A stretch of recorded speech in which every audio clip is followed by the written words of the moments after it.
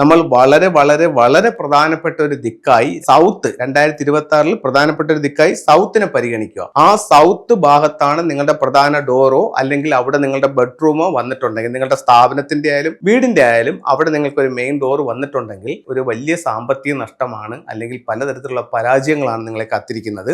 നമുക്ക് ഫംഗ്ഷയുടെ പല ടൂളുകൾ ലാഫിൻ ബുദ്ധ വാങ്ങിച്ചു വെച്ചിട്ടുണ്ട്. അതുപോലെ തന്നെ നമ്മൾ ഒരു പക്ഷേ നോർത്ത് വെസ്റ്റ് കോർണർ ഒരു 6 റോഡ് വിൻജിയം വാങ്ങിച്ചു വെച്ചിട്ടുണ്ട്. അങ്ങനെയൊക്കെ നമ്മൾ ചെയ്തിട്ടുണ്ടെങ്കിലും നമ്മൾ വളരെ പ്രധാനപ്പെട്ട ഒരു ദിക്കായി 2026 പരിഗണിക്കുകയും അതിലെ സൗത്ത് 2026 പ്രധാനപ്പെട്ട ഒരു ദിക്കായി സൗത്തിനെ പരിഗണിക്കുക. ആ സൗത്ത് ഭാഗത്താണ് നിങ്ങളുടെ പ്രധാന ഡോറോ അല്ലെങ്കിൽ അവിടെ നിങ്ങളുടെ ബെഡ്റൂമോ വന്നിട്ടുണ്ടെങ്കിൽ, നിങ്ങളുടെ സ്ഥാപനത്തിന്റെ ആയാലും വീടിന്റെ ആയാലും അവിടെ നിങ്ങൾക്ക് ഒരു മെയിൻ ഡോർ വന്നിട്ടുണ്ടെങ്കിൽ ഈ വർഷം നിങ്ങളെ കാത്തിരിക്കുന്നത് ഒരു വലിയ സാമ്പത്തിക നഷ്ടമാണ്, അല്ലെങ്കിൽ പലതരത്തിലുള്ള പരാജയങ്ങളാണ് നിങ്ങളെ കാത്തിരിക്കുന്നത്. പേടിക്കേണ്ട കാര്യമില്ല. നിങ്ങൾക്ക് അവിടെ അതിന്റെ പരിഹാരങ്ങൾ ചെയ്താൽ മതിയാവും. അവിടെ അതിന്റെ പരിഹാരം എന്ന് പറയുന്നത് ഇത്തരം കാര്യങ്ങളൊന്നും ശ്രദ്ധിക്കുക. സൗത്തിൽ എൻട്രൻസിന്റെ സമീപത്ത് ഈ വർഷം പ്ലാന്റ് പാടില്ല. 2, അവിടെ നിങ്ങൾക്ക് റെഡ്, ഗ്രീൻ എന്നീ നിറങ്ങൾ പാടില്ല. 3, അവിടെ നിങ്ങൾക്ക് ഈ വർഷം ക്രിസ്റ്റൽസ്, എർത്ത് എനർജി പ്രൊഡ്യൂസ് ചെയ്യുന്ന മണികൾ ഇതൊന്നും സൗത്തിൽ ഈ വർഷം പാടില്ല. അവിടെ നിങ്ങൾക്ക് ഉപയോഗിക്കാവുന്ന ഒരു ടൂൾ എന്ന് പറയുന്നത് 5 എലമെന്റ് പഗോഡ് ഉപയോഗിക്കാം, 6 റോഡ് വിൻജിയംസ് ഉപയോഗിക്കാം, അതുപോലെ തന്നെ സോൾട്ട് വാട്ടർ ക്യൂറും ഉപയോഗിക്കാം. അപ്പോൾ ഇത്തരത്തിലുള്ള കാര്യങ്ങൾ ചെയ്യുന്നത് 5 എന്ന് പറയുന്ന ഒരു ടോട്ടൽ ലോസ് എന്ന സ്റ്റാറിൽ നിന്ന് നമുക്ക് രക്ഷ നേടാനായിട്ട് വളരെ നല്ലൊരു ടൂളാണ്. അതുപോലെ ഒരു കാര്യം ശ്രദ്ധിക്കുക എന്ന് പറഞ്ഞു കഴിഞ്ഞാൽ 2026 ഫെബ്രുവരി 17 മുതൽ 2027 ഫെബ്രുവരി 5 വരെയുള്ള ഒരു വർഷക്കാലത്ത് സൗത്തിൽ വന്നിരിക്കുന്ന ഒരു ദോഷങ്ങളിൽ ഒന്നെന്ന് പറയുന്നത് തായ് സുയി അഥവാ ഗ്രാൻഡ് ഡ്യൂക്ക് ജൂപ്പിറ്റർ എന്ന് പറയുന്ന ഒരു ദോഷം വന്നിട്ടുണ്ട്. അപ്പോൾ ഇത്തരത്തിലുള്ള ഒരു ദോഷം എല്ലാ വീടിന്റെയും ബിൽഡിങ്ങിന്റെയും സ്ഥാപനത്തിന്റെയും സൗത്തിൽ നിൽക്കുമ്പോൾ ആ ദിക്കിലോട്ട് നോക്കി ഇറങ്ങാനോ അല്ലെങ്കിൽ ആ ദിക്കിലോട്ട് നിങ്ങൾക്ക് തലവെച്ച് കിടക്കാനോ അല്ലെങ്കിൽ ആ ദിക്കിലേക്ക് നോക്കിയിരിക്കാനോ പാടില്ല എന്ന് ചൈനീസ് വാസ്തുവിലായ ഫെങ്ഷുയിൽ നമ്മളോട് പറയുന്നുണ്ട്.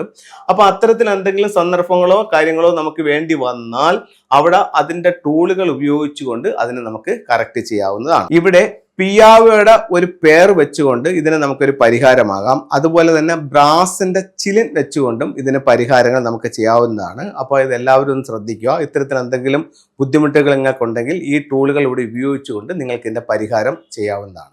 ഇനി നമുക്ക് ഫെങ്ഷുയിൽ ഉപയോഗിക്കാവുന്ന ചില ഫെങ്ഷു ടൂളുകളെ പറ്റി നോക്കാം.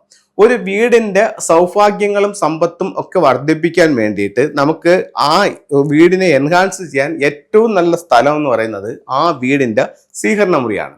ഒരു വീടിന്റെ സ്വീകരണ മുറി എന്ന് പറയുന്നത് ആ വീടിന്റെ എല്ലാ എനർജികളും ഉൾക്കൊണ്ട ഏറ്റവും ചെറിയൊരു പോർഷനാണ്.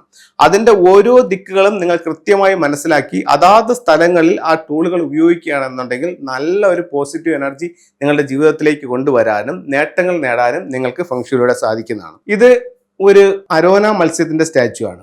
നിങ്ങളുടെ ലിവിംഗ് റൂമിന്റെ നോർത്തിൽ ഇത് വെക്കുകയാണെങ്കിൽ നിങ്ങൾക്ക് തൊഴിൽപരമായിട്ട് നേട്ടമുണ്ടാകുമെന്ന് ചൈനീസ് വാസ്തുവിലായ ഫെങ്ഷുയിൽ പറയുന്നു. ഇതൊരു ശ്രീബുദ്ധന്റെ സ്റ്റാച്ചു ആണ്. ഒരു വീടിന്റെ സന്തോഷത്തിനും സമാധാനത്തിനും വേണ്ടി വീടിന്റെ വടക്ക് പടിഞ്ഞാറ് ഭാഗത്ത് നിങ്ങൾക്ക് സ്വീകരണ മുറിയിൽ ഈ ശ്രീബുദ്ധന്റെ സ്റ്റാച്ചു വയ്ക്കാം. നിങ്ങളുടെ പേരും പ്രശസ്തിയും ഉയർത്താൻ വേണ്ടിയിട്ട് നിങ്ങളുടെ സ്വീകരണ മുറിയുടെ സൗത്തിൽ ഫീനിക്സ് ബേർഡിനെ വെക്കാം. വീട്ടിൽ കുടുംബാംഗങ്ങൾ തങ്ങളിൽ ഉണ്ടാകുന്ന കലഹങ്ങളും ഓഫീസിൽ ഉണ്ടാകുന്ന വഴക്കുകളും ഒക്കെ ഒഴിവാക്കാനായിട്ട് നിങ്ങൾക്ക് നിങ്ങളുടെ ഓഫീസിന്റെയോ വീടിന്റെയോ വെസ്റ്റ് സൈഡിൽ ഇത്തരത്തിലുള്ള ഒരു റൂസ്റ്ററിന്റെ സ്റ്റാച്ചു വയ്ക്കാം. അപ്പൊ ഇത്തരത്തിലുള്ള ഓരോ ചിത്രങ്ങളും രൂപങ്ങളും നിങ്ങളുടെ ജീവിതത്തിൽ ഒരുപാട് നേട്ടങ്ങൾ ഉണ്ടാക്കി തരട്ടെ എന്ന് പ്രാർത്ഥിച്ചുകൊണ്ട് നിർത്തുന്നു. നന്ദി, നമസ്തേ.